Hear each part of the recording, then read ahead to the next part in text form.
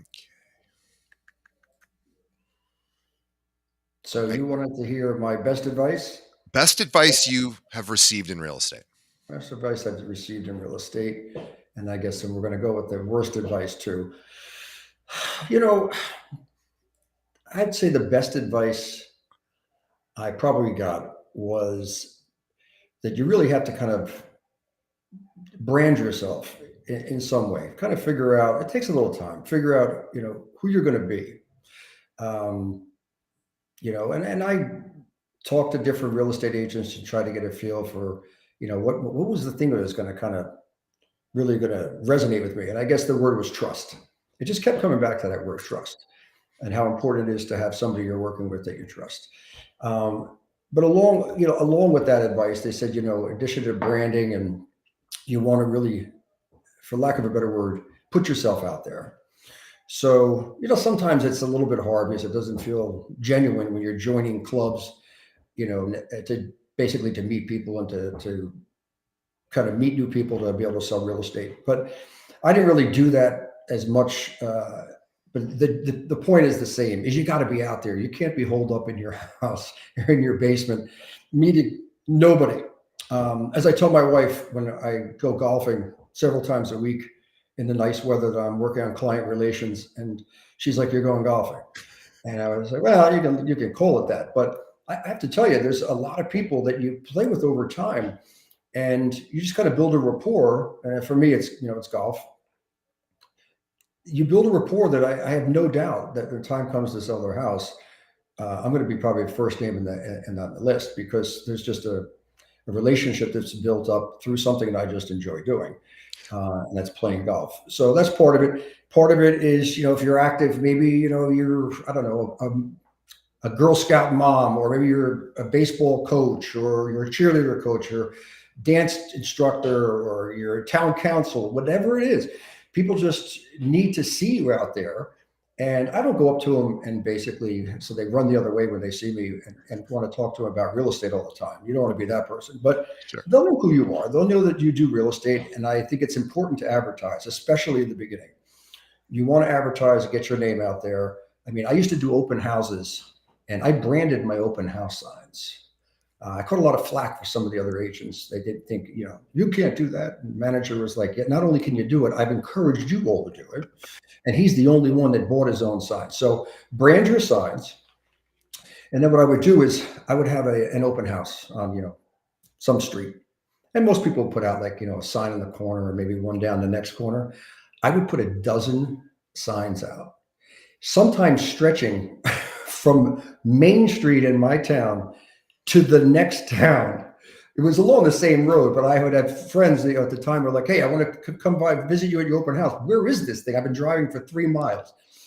I wanted people like anywhere they drove to see my real estate sign because I was trying to project like I was doing way more business maybe than I was when I first started. Sure.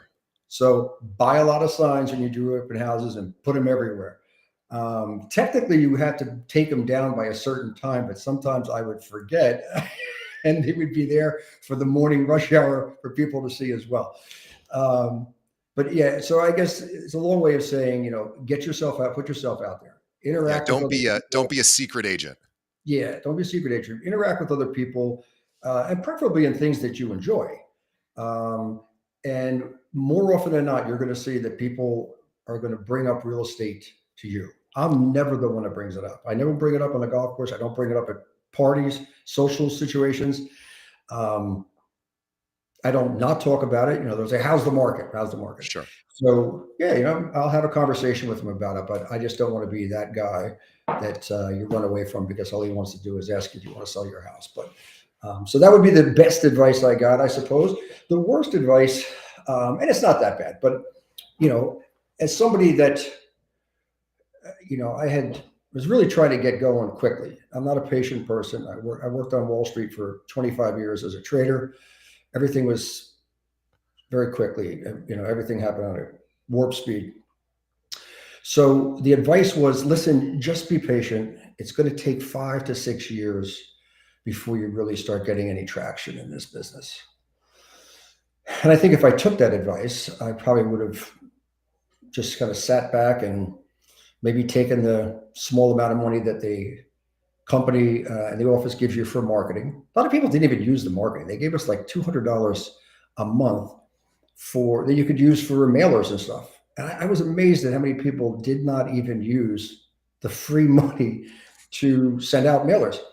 So I decided, listen, 5 or 6 years are not going to do it for me. But that was the advice. 5 or 6 years, and learn from the ropes, and maybe you should join a team first, and learn this business that way. And I think for some people, maybe if you're not a self-starter, that's not a bad way to go. But I was like, yeah, no.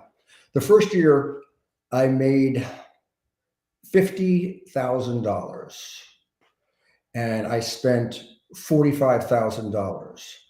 I would say probably 10 of it was, videos and photography and expenses and stuff. But the other 35,000 was on marketing. Yeah. And then the next year, just for round numbers, we'll say I did 100,000 and I spent 50. Yeah.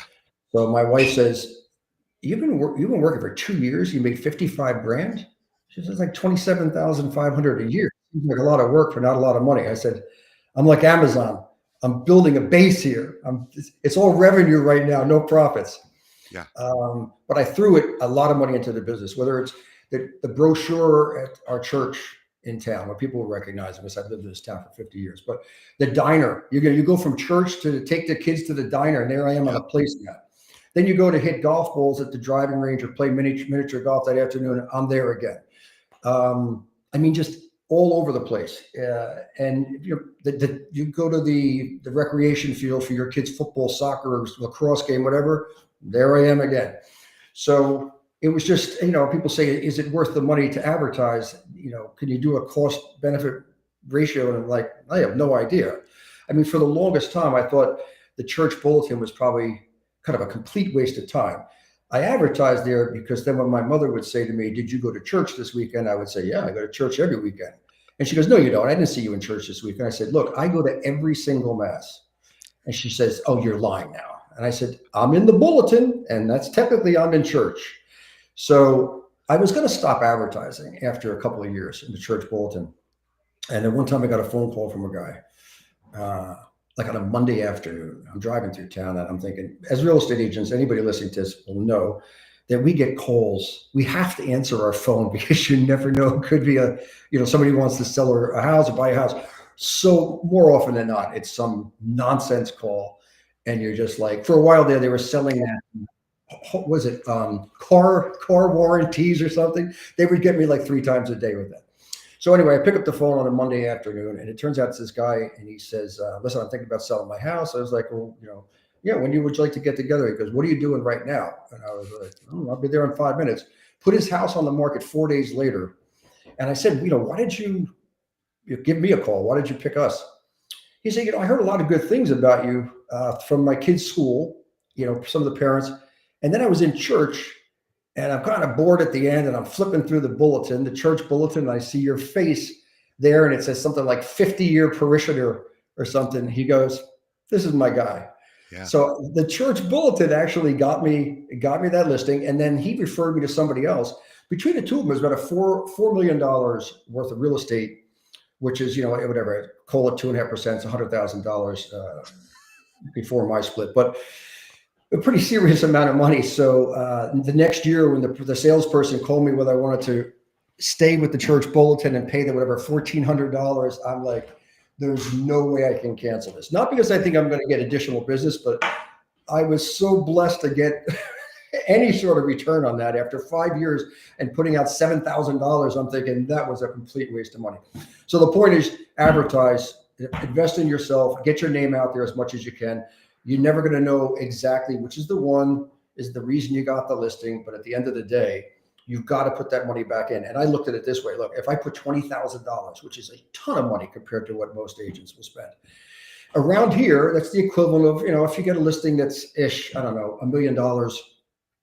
Okay, it's not quite, but maybe it's 2 listings of $700,000. So it's a little bit of work. I mean, that work that you do in those 2 listings, and you're throwing it right back into the business. But I mean, you just have to do it if you want to have kind of a decent amount of business coming in. And the more business you have coming in makes you, how do I describe this? All right, when you go to a bar, we're gonna go off the rails here. So I got to go back. I'm 62, so I got to. It's been a while. Of course, it's been many, many years since I've been at a bar. But so you go to a bar, and you're a single guy, and we all know this. We've all been there, and it applies to women, I'm sure too. But you go to a bar, and you're hoping to meet somebody, right? Hoping to meet somebody, and they can smell the desperation on you. So nothing's happening, right? Meanwhile, if you had just started dating somebody, maybe a couple weeks before, you're kind of seeing each other, then when you go to the bar, Yeah. all of a sudden, it's like you can't miss. All these girls want to talk to you and everything. You're like, what's the difference? It's the same with real estate in the sense that when you have quite a bit of business going on, you don't reek of desperation. You're a little bit more relaxed, a little bit more calm, a little bit more self-assured, not desperate that you're going to make a mistake and worrying so much about what comes out of your mouth with the in a listing presentation. Oh my God, should I say this word or should I say that word? And then you're just uptight. So it's maybe it's not a great analogy, but I think you understand where I'm coming from. If you have some business going on, it's going to allow you to be a little bit more flexible and a little bit more at ease. And that is actually going to lead to more business because nobody wants to be sold anything.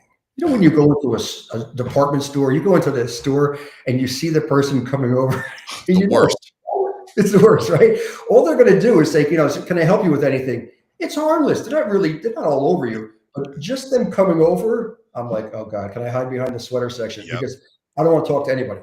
That's the same thing I think you get a lot of times in real estate where they're like, even if I'm at an open house, you got to give them some space. Sometimes they're more likely to come up to you if you say, hey, listen, you have any questions with the house? The paperwork's over there. Happy to give you help you, blah, blah, blah. Let them see the house. Yep.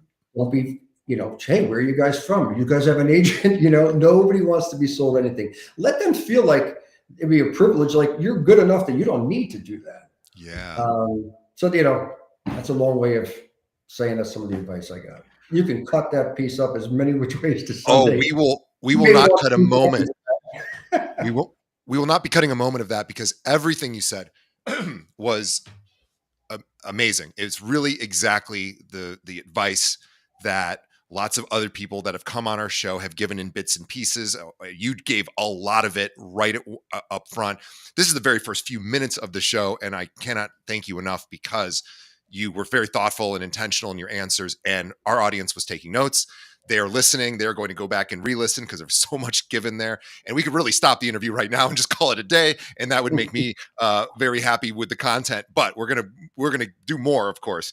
But in fact, I want to say before we introduce Scott, which we haven't even done yet, I want to say this is the reason why I do this show. And I've been doing this for 7 years, and this is not new for me. And people say, boy, it must be a grind. And yeah, I guess to some degree, everything that's worthwhile is a grind. But I get to meet people like Scott, and this is really exciting for me because I really like Scott, and we just met minutes before, but I really like him, and I'm really so blessed. You talked about being blessed. You talked about playing golf. And you're right. You're spending 4 hours with somebody, playing 18 holes and, or whatever you're playing, and you're developing a relationship with them. And, especially if you go to a golf course by yourself, they're going to pair you with somebody. So you're definitely going to meet somebody new. But I get to do that on this show. And I'm so grateful for it because I get to meet cool people like Scott, who have been in this business a long time. Scott comes from Wall Street previously in his career. We'll talk about that in a moment. But I get to meet people like Scott, which is so fortunate for me because even though I'm not out there practicing as an agent, which would make more sense for me doing the show if I was, but our audience gets to benefit from that. But I also get to meet people like this who are inspiring to me. So let's bring him on. So Scott's already here, of course. Scott Spelker is who we're chatting with. He's from the Spelker team with Coldwell Banker in Madison, New Jersey, which is about 30 minutes or so west of Manhattan and in a really fun part of New Jersey. I've spent some time around that area back when I used to work for Anheuser-Busch and we were touring around. But let's talk more about Scott. Scott is married to his wife and business partner, Amy Spelker, for 37 years, met at Dickinson College. He majored in economics, went directly to Wall Street, where he became a foreign exchange trader, Forex, which is which you hear a lot about these days, of course, but certainly not an easy thing to do. After a 25-year career, Scott went into real estate and has been doing that for the last 11 years. He's active in his community. He's served on several boards of directors.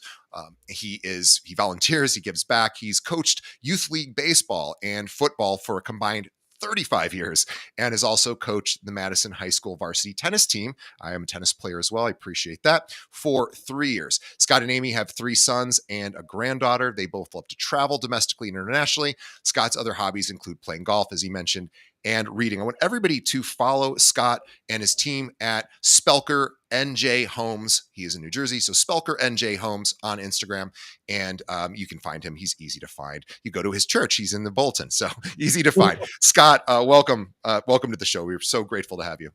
Thanks for having me.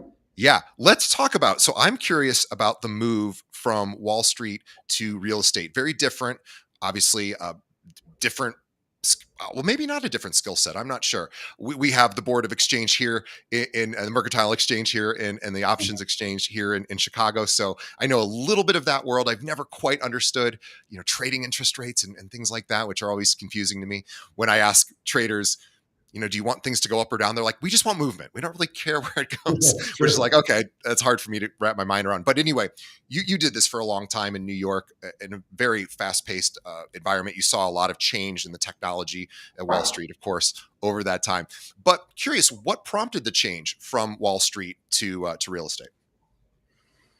Well, we got to throw in a little bit of failure in there first, because it's when you're listening to somebody talk about yourself or whatever, what your background is, you're kind of like, oh, enough already about this guy. And meanwhile, that guy is me. There's a lot of blood, sweat, and tears, and a lot of failure that we need to point out here. So I did go right to Wall Street, and everybody that came before me, I was working for a commercial bank, and usually within 6 months, you got a chance to start trading. It took me 2 years. I was getting breakfast for everybody, lunch, coffee. It was like pledging a fraternity for the first 2 years. And eventually I got my shot, and I had a fairly successful career. It was absolute mayhem in the 80s and 90s. And you're sitting in a trading room of either a bank or an investment bank, and essentially everybody had their own currency, and that was based on kind of how good you were. And the bank is letting you make bets with their money to make more money. So if I thought the euro was going to go higher, I'd buy 5 million euros, 10 million euros, 50 million euros. And sometimes it would only go up a little bit and you'd make 10 grand, 20 grand. If it went up a lot of it, you might make 500 grand. So the more money you made for them, the more money you got paid at the end of the year. It's not like they paid you. It wasn't commission either. It wasn't sales. It was trading. It was basically making bets. And if you were good at it, you got paid well. And if you didn't, you got fired.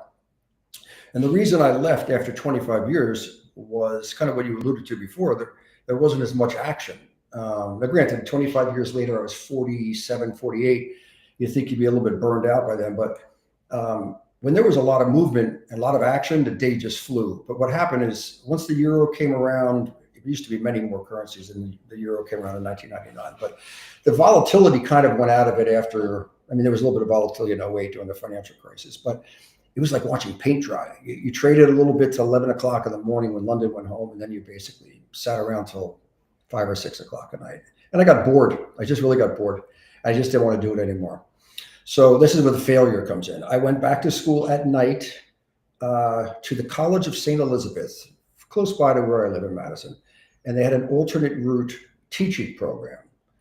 So my brother had done it years before when he was 32 or something. And I'm doing this at 48 at the time. And so I went back to school to become a teacher. I wanted to teach U.S. history, world history, economics, that sort of thing. I figured I could coach as well. And I went through the program and student taught at a local high school. By all accounts, I wasn't terrible. Kind of more scary going up against, but in front of second semester seniors that have already mailed it in. And I've got to talk to them about sociology or world history without boring them to tears. More frightening, I would say, than when I played quarterback in college and getting hit by an outside linebacker, and more frightening than trading on Wall Street was going up against these kids. At the time, though, when I graduated, there were probably I don't know, maybe 50 people in our class, and like only 4 of them were able to get full-time jobs. So Wow. every time we applied for positions, there were like 300 applications. Mm. So I wasn't able to get hired. I did some long-term subbing, but after 3 years, I couldn't land a teaching job. So I left the previous career, go to become a teacher, and I failed miserably at securing a job. Pretty low point in my life, to be honest with you. Nothing ever came easy to me. I mean, everything I did, I had to work pretty hard for it. And this I did work hard for it, but nobody would give me a chance. Yeah. So that was a bit disappointing, and it was a little bit, I was definitely down for a while, not just financially, but I was also like really bummed out. Had no purpose, and I was too young to be 48, 49 years old to be retired. So everybody said, "Oh, you should go into real estate," and I struggled with that because I don't know, I just felt like it wasn't for me. But I ended up taking the test, passed it, and I said, if I don't like it, I'll just quit. I mean, I walked away from a Wall Street career. I can walk away from real estate. And I really didn't want anything to be that competitive. My previous career on Wall Street was so competitive. And that's why the thought of teaching appealed to me, to coach people in education, make them excited about learning, about history even. And that really appealed to me. And there's no competition. It's like, what am I, a competition with the social studies teacher across the hall? I mean, I can do my own thing and not have to compete. I don't want to compete anymore. So I ended up going into real estate and thinking, this is not competitive. It's not competitive. You just do your own thing, and it's just going to be like being a teacher. Within, I'd say 6 months, I came home one day and my wife said, something different about you. And I said, I'm back. She goes, what do you mean you're back? I said, I'm back. And she just looked in my eyes. She knew exactly what I meant. Back to being that kind of very, very competitive Wall Street person, not the person that's been off for the last 2 or 3 years, kind of in, professorial mode, going to be a teacher. And so I became very competitive about it and went all in. I don't do anything kind of part ways. I'm either all in or I'm not. So yeah, on the road to, I guess I'm a fairly successful real estate person. If I was 40, I'd probably have a team of 20 people, but at 62, that doesn't appeal to me. So yeah, I guess on a lot of benchmarks, we're pretty successful. I'm not all that, believe me, I'm not all that. But it's just important, I think, that people realize that, yes, you can have a second career, but my second career actually came after the one I failed at, trying to become a teacher, which really was what I wanted to do with that next stage of my life, and it just didn't work out for me. But real estate has, in some respects, saved my life because, I don't know how well I would have done mentally and emotionally if I continued to have zero purpose in my life and nothing to do. So I'm grateful for it.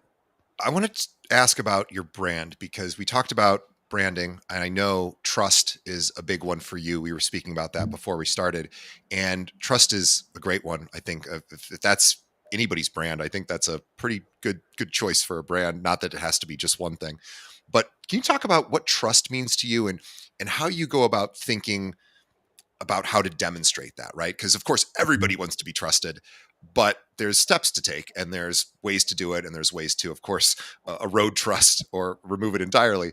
But how do you think about trust and how do you really establish that with your clients? That's a great question. Because yeah, you can pay lip service to it. And you can put that on your marketing or in your listing presentation. But if you don't really explain why it's important to you, it probably isn't going to mean much to the person you're talking to. So trust to me, I think, has a couple different things, and I'm not going to beat it to death, but part of it is you're going to trust that the people you're working with are experts in their field, meaning us, and that we're competent, that we get it. When you come across somebody where you're interfacing with them, it could be through work or a sales thing, or you're trying to buy something online or on the phone, wherever, and you're talking with the other person, and they just get it. Yeah. It's quick, it's seamless. So I think that's important. You can trust that you have people that you're dealing with that just get it. They get the fact that when you shoot them a text, they want to hear it back, like now. They don't want to hear it back in 4 hours. You can call me at 10 o'clock at night. If I'm awake, I'm answering that phone. And you can trust that I'm going to go that extra mile, whether that means you're calling me from Florida and there's weather we just had recently even, but and you say, listen, could you check on our house tomorrow to make sure there's no water in the basement? We're out of town. I'm like, no, I'm not checking on it tomorrow. I'm checking on it right now. And they're like, no, it's 10 o'clock at night. I'm like, listen, I still am clothed. I'm going to your house right now, take a video and send it to you. So you can trust us to go the extra mile. You can trust us to be competent. But the other thing about the trust, and I do point this out, I usually put up a slide in our listing presentation. And I must have seen this something like on social media. It's like the least trusted professions in the United States. And I was like, oh, here we go. I wasn't looking towards the top when I was looking for the real estate agent. I went down towards the bottom and worked my way up from the bottom, figuring that's where it's going to be. And I joke with people sometimes, like, I thought we would be neck and neck with the used car salesman, but it turns out we're a little bit higher. And listen, there's lawyers, which are, very highly educated people that are actually, I think, lower than real estate agents. So to me, that trust aspect, and we make a little bit of joke out of it. And I will say that the people that I work with generally, not just in this office, but in this area, are very professional. They really are. But that, the reputation still stands. If you ask a lot of people what they think of real estate agents, they think they don't do anything for the money, and their reputation, there's some reputational risk. And that was one of the things that kept me from maybe going into this field, because I didn't like that aspect. And then once I did go in, I said, let me at least try to have people come out of the other side of transactions saying this guy was very professional. This is not what I expected from a real estate agent. And that thing. So as far as the trust aspects, I will point out to some of the sellers after the listing presentation and say, look, we talk about trust. There's a lot of games that a real estate agent can play that you would never know. I mean, a ton of different things, and I throw an example out where, okay, I have a listing for a house. We're going to keep the numbers around here. So $1 million. And most of these people have gone on Zillow at some point. They say, my Zestimate is, 989. So an agent can say, well, listen, even though I think that house is, maybe 1.1, but yeah, that Zestimate looks good. Let's list it at, 989. And by the way, I've got a buyer for your home. I'm working with several buyers. And I bring that buyer in to see your house. And I tell the buyer, I said, listen, it's not even going to hit the market, but you really should you should offer over asking. So instead of 989, come in at $1,030,000. And I say to the seller, listen, my buyer really loves this house, and they're going to come in at $1,030,000, and I'm going to cut the commission by 1 percentage point. So you're going to benefit by that. And if it's 1 point on $1,030,000, it's basically, what is that? 10,000? No, that's 1,000. No, it is 1,300. 13. It's like $1,300. Yeah, that's why I'm not on Wall Street anymore. I can't have. So it's saving them $1,300, and they're getting 30, 50 grand over asking. Yeah. And they'll be telling people at cocktail parties that, oh, this agent was so good. They got me, 50 grand over asking. They got me saving the commission. Unbelievable. And I'm like, that's like the worst thing you can do. The biggest thing is to try to get the biggest amount of exposure for your house. So maybe I did bring a buyer in, but I'm exposing this house to everybody. And let's say there's 4 offers and it goes highest and best. And it comes in at the top offer, comes in at 1.2. So you would have left like $170,000 on the table. Yeah. And that's the thing. So there's so many different examples that I can give people. I usually give 1 or 2, and they're like, oh, I never thought about that. I said, yeah, I mean, there's different things that agents can do that there's nothing illegal about it. And they're bringing you a buyer for your home. They're bringing you a number that's more than you thought you were going to get based on whatever the Zillow estimate was. They cut the commission. There's nothing illegal about it, but I just feel like you're better off putting it on the market and trying to get as many people to bid on it and get you the biggest number. So, that's kind of another way that trust comes in. It's not just competence. It's not just the fact that, these people are going to be communicative, go the extra distance. You can trust that we'll do that, but you also can trust that we're not going to play games. We're going to try to get you the most money for your house, period, end of story. If there's a reason why I think you shouldn't take an offer that's maybe higher than another one, I'm going to be really clear about it. But ultimately, it's not for me to make that decision. It's for me to put everything out there, some different variables, and say, listen, this could happen or that could happen. You got to live with your decision. What would I do? This is what I would do, but that doesn't mean it's right for you. So again, you're trusting that somebody is sharp. They have judgment, street smarts, that they have your back.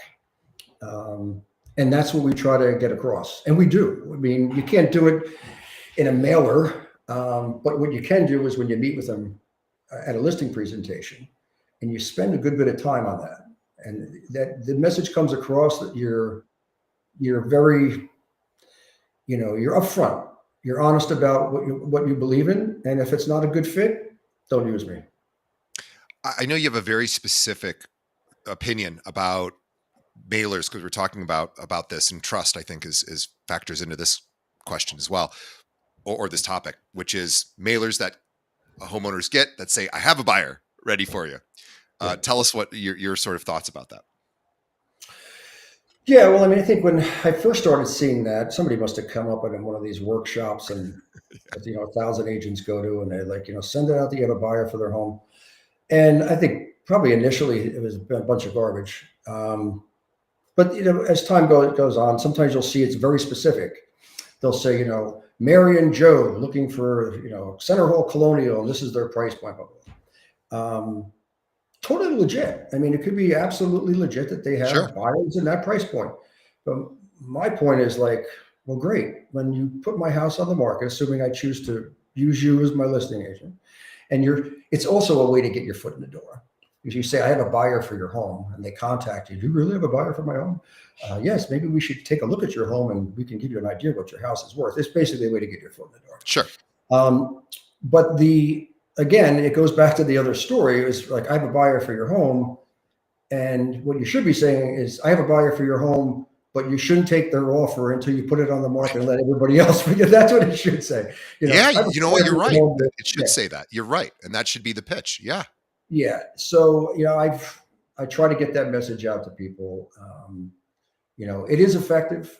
I lost out on a listing to somebody, and I asked them, I said, why didn't you give us a call? And they said, well, they called me up on the phone and they said they had a buyer for our house. I was like, oh my God, do I need to go down into the lower echelons here and start calling people and telling them I have a buyer? I won't do it.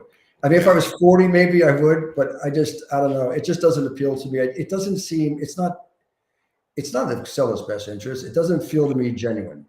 It feels to me like it's a bait and switch.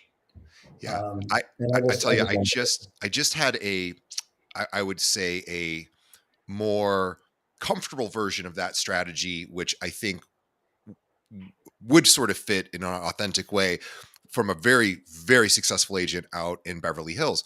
And I was asking him how he got clients. And he initially had started as a production assistant in the entertainment industry. And I assumed he was going to say, oh, well, I built all these contacts and then I moved into real estate when I realized I wasn't going to get my shot to be a director. And I just kind of, I had all these wealthy people that were in that business and they started working with me. He goes, no, because I didn't have that network because I was really trying to be in that industry and I wasn't there to make contacts for real estate. And then eventually I said, I got to get into real estate.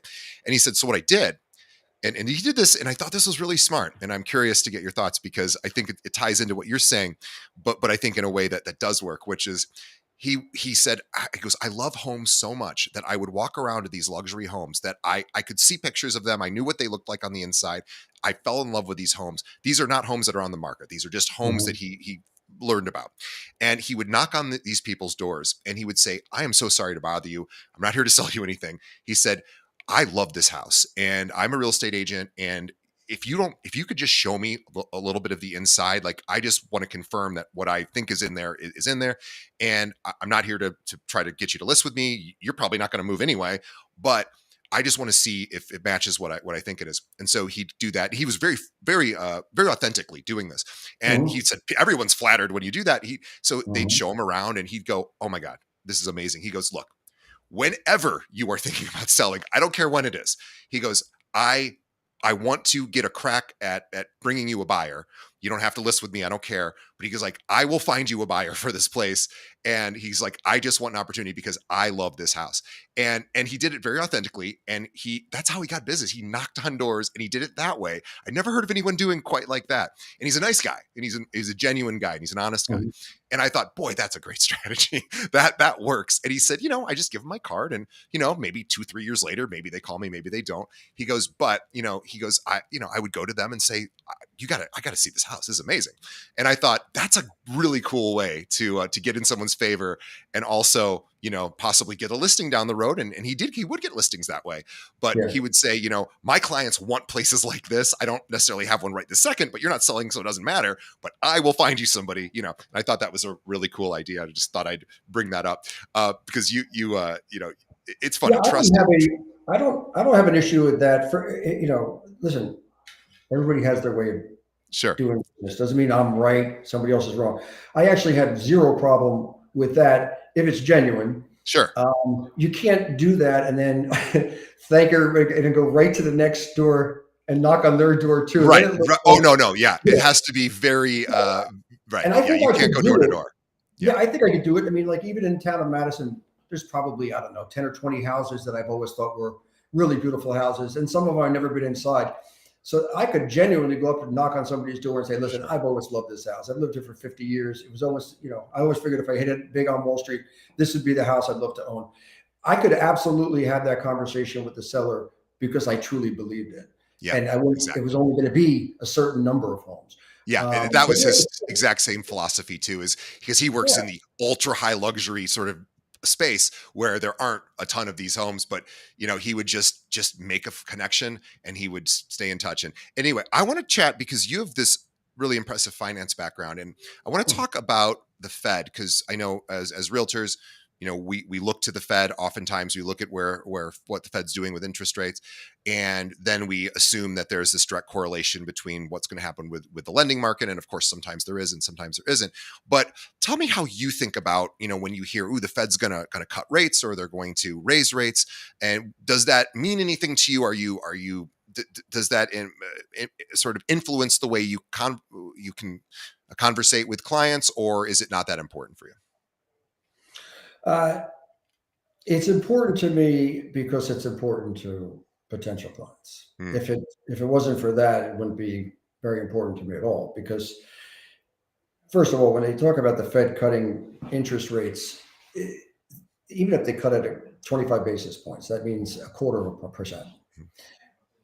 If the 30-year mortgage dropped the same amount, 25 basis points, the difference in a 30-year mortgage from a slight decrease in the mortgage rates is probably the equivalent of a Starbucks coffee per day.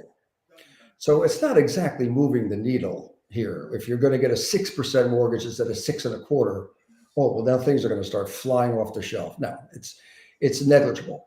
So that's one thing about interest rates, is that just because the Fed's going to reduce interest rates is not a lock. First of all, that you're going to see a significant savings in your thing. That's number one. Number two, there is a fallacy that if the Fed cuts interest rates, then mortgage rates automatically decline. And that is not true. And the reason for that, in a nutshell, is the mortgage rates are tied to the 10-year Treasury bond, which is independent. It has nothing to do with the Fed. Right. The yield on the 10-year Treasury bond is really influenced by a whole host of factors, from inflation indicators to sovereign wealth funds that are buying institutional, mutual funds, mom and pops that are buying T-bills and Treasury bonds and stuff like that. That is really based on a lot of different factors. And so the Fed could cut interest rates, and actually that 10-year yield could go up. Oh, wait a minute. You said the Fed cut rates. Shouldn't the yield on the bonds go down? Well, the Fed funds rates will go down because that's what the Fed cut, but the 10-year could actually go up.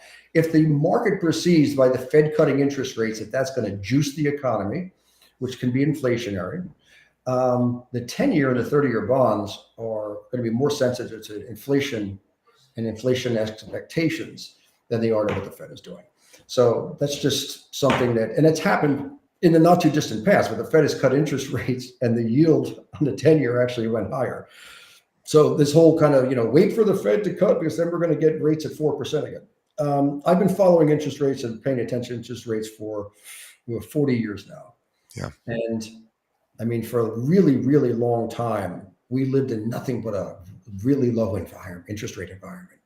I mean, it's almost like you're almost forgetting about that. It's only been a couple of years, but it already seems like it's a distant memory. It's probably been, 4 years.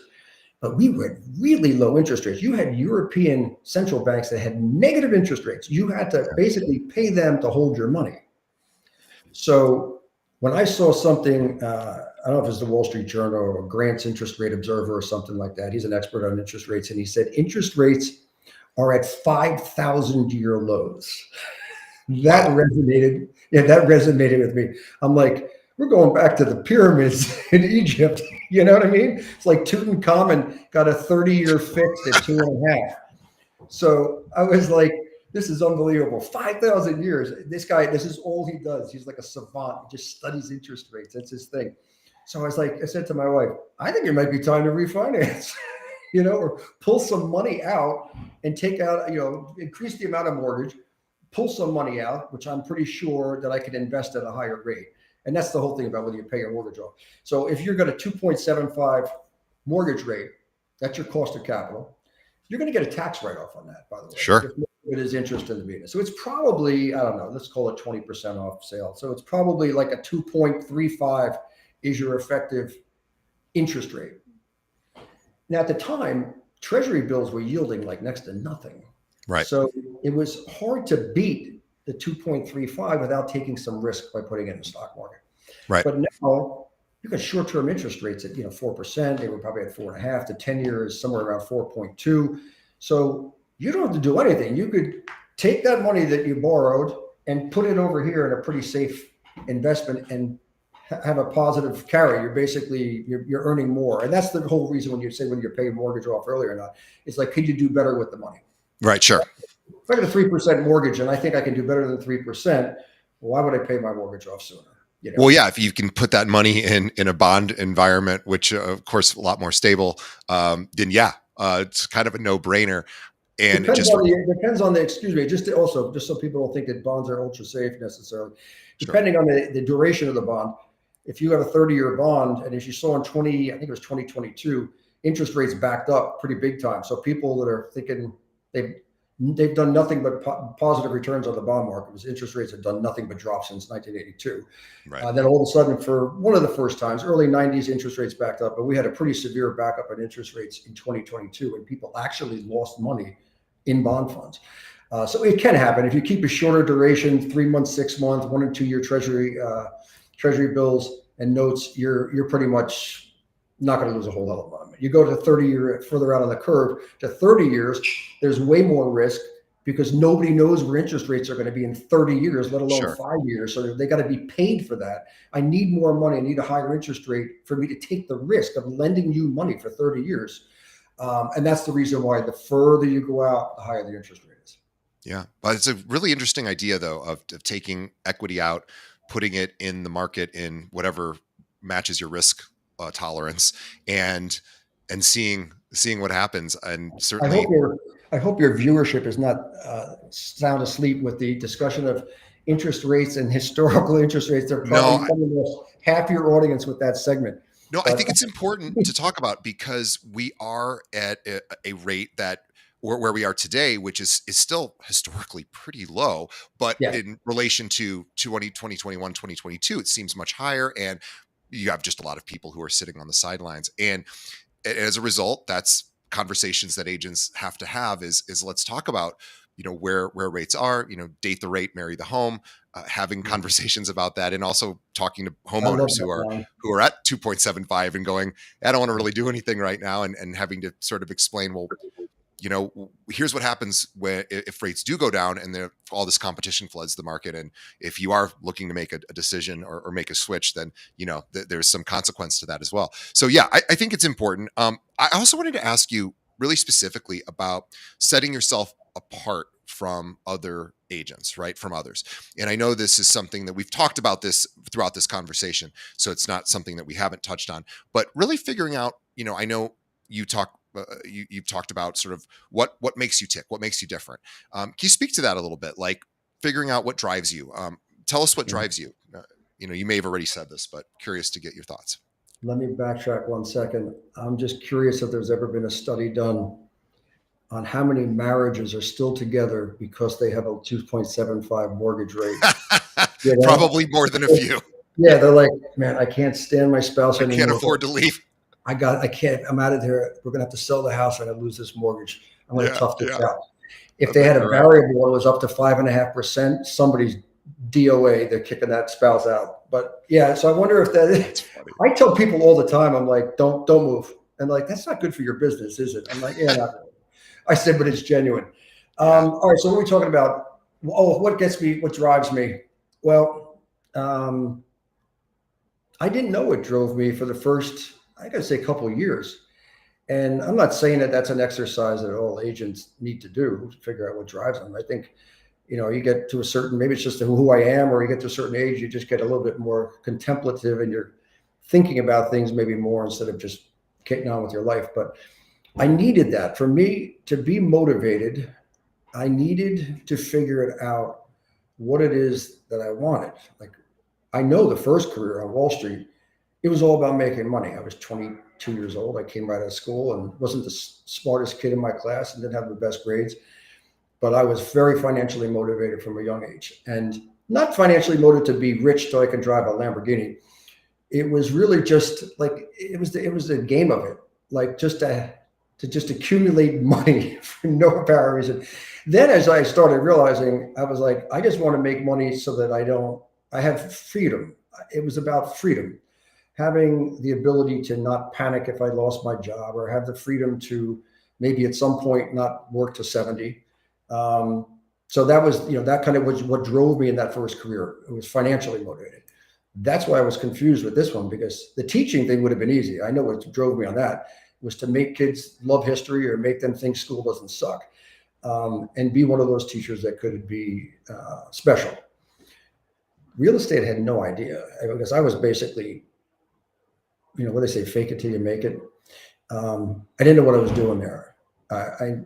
I didn't know why I was doing. I just needed something to keep me busy, have purpose.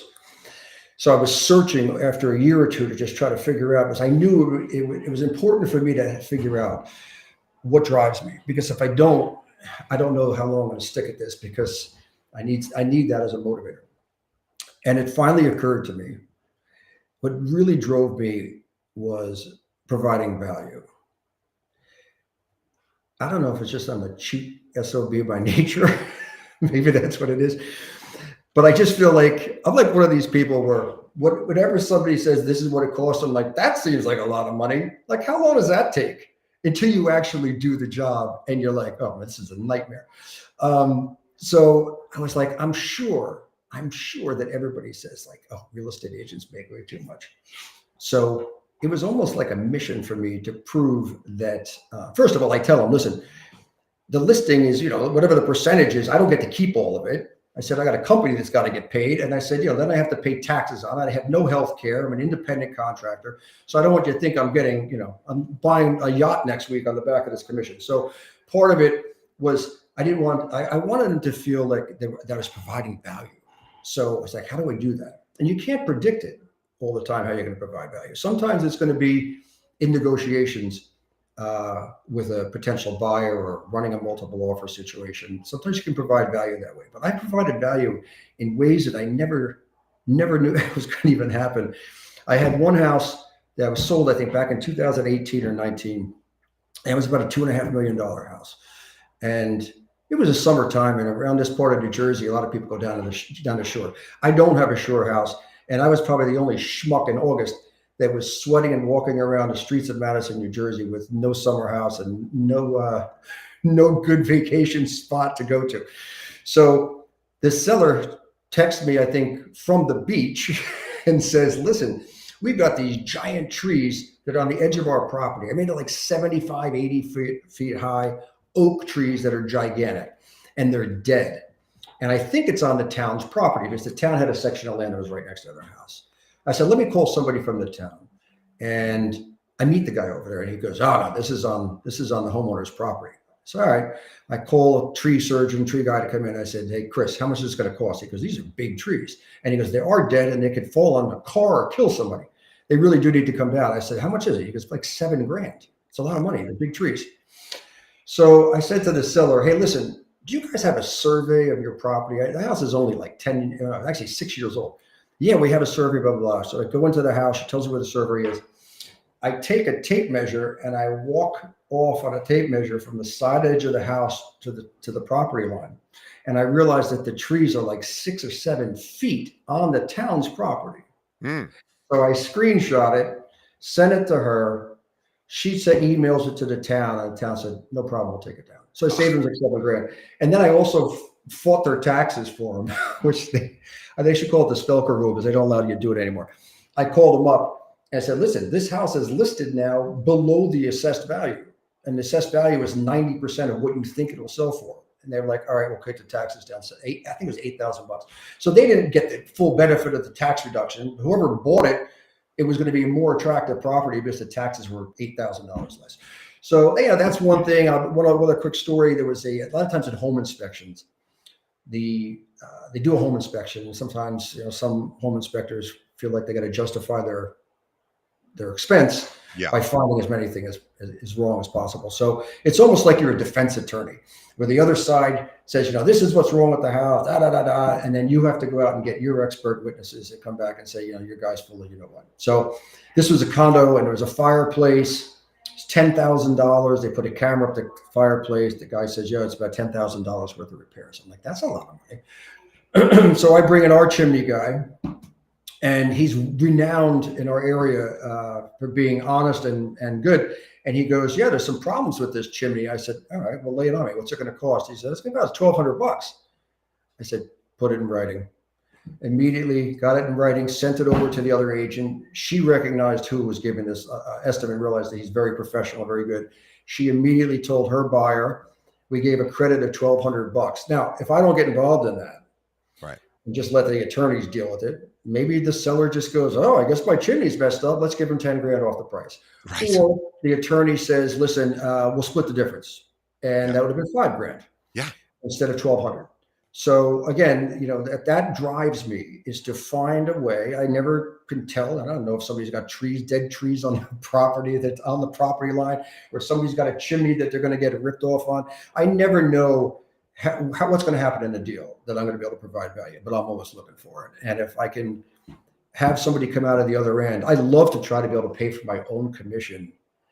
And I point that out to him. I'm like, listen, the commission was 12 grand. I saved you $9,000. Can we agree that I only cost you 3 and that was a good deal? And they laugh because, most people just don't think like I do. But sure, I'm just trying to always provide value to them. I love that. Well, Scott Spelker was our guest today. And for anyone listening who has clients, agents in other parts of the country who have clients that move into New Jersey, reach out to Scott. He may or may not be able to help them based on where they're moving to, but he certainly would love to touch base with you, make that connection. Scott, thank you on behalf of the audience. Amazing interview today. We had so much value you provided, so many great tips. We really appreciate you on behalf of the audience. On behalf of Scott and myself, thank you to the audience. Thank you for showing up. Thank you for listening, sticking around to the end of the episode. Best way that you can help us continue to grow is by telling a friend. Think of another agent who needs to hear this interview, and I would say just about any agent needs to hear this interview. So pass it over to anyone in your office. We would appreciate that. Get them connected with our show. It means a lot to us. Also, check out our sponsors. They help keep the show going, so we appreciate them as well. And Scott, thank you. We will see everybody on the